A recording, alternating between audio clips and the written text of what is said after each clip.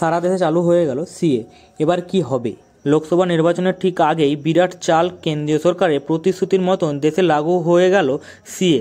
সোমবার বিকেলে citizenship amendment act কার্যকর করা নিয়ে গেজেট নোটিফিকেশন জারি করে দিয়েছে কেন্দ্রীয় রাষ্ট্রত্ব মন্ত্রক। 2019 সালে সংসদে সিএ আইন পাস হলে এবং রাষ্ট্রত্ব সই করে দেওয়া সত্ত্বেও এতদিন গেজেট নোটিফিকেশন জারি হয়নি বলে এই কার্যকর হয়নি। যদিও কেন্দ্রীয় রাষ্ট্রমন্ত্রী অমিত শাহ মাসখানেক আগে থেকেই বলে আসছিলেন লোকসভা ভোটের আগেই সিএ কার্যকর করা হবে। এর খবর সোমবার রাতের মধ্যেই দেশজুড়ে কার্যকর হয়ে যেতে পারে সিএ। ফলে এদিন রাত থেকে ধর্মের ভিত্তিতে নাগরিকত্বের জন্য আবেদন জানাতে পারবেন এ দেশে আশ্রয় নেওয়া শরণার্থীদের একাংশ।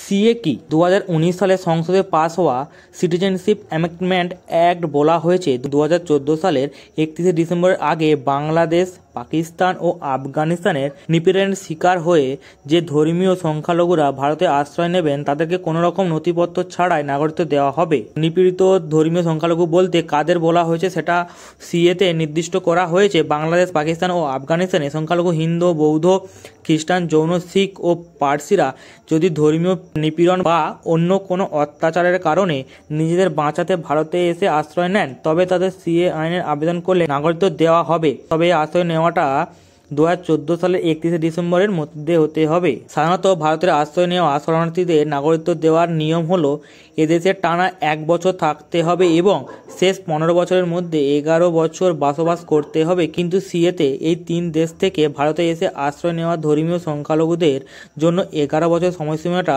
কমে মাত্র 5 বছর করা হয়েছে।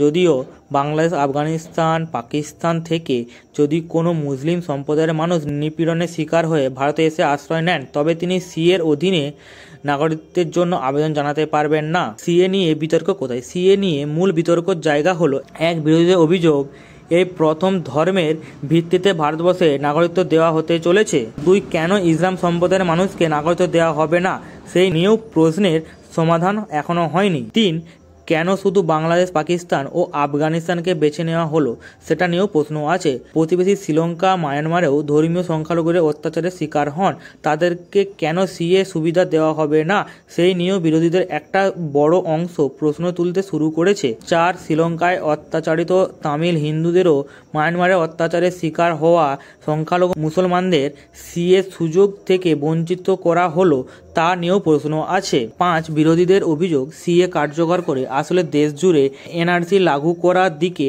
এক ধাপ এগিয়ে যেতে চলেছে মোদী সরকার। এর মাধ্যমে ধর্মের ভিত্তিতে দেশে প্রথম সামগ্রিক নাগরিকত্ব প্রদান করা হবে। সিএ নিয়ে গুরুত্বপূর্ণ কিছু কথা। 1, আইনত সিএর সঙ্গে এনআরসি কোনো সম্পর্ক নেই, তো সিএর মাধ্যমে কারো নাগরিকত্ব কেড়ে নেওয়া যায় না।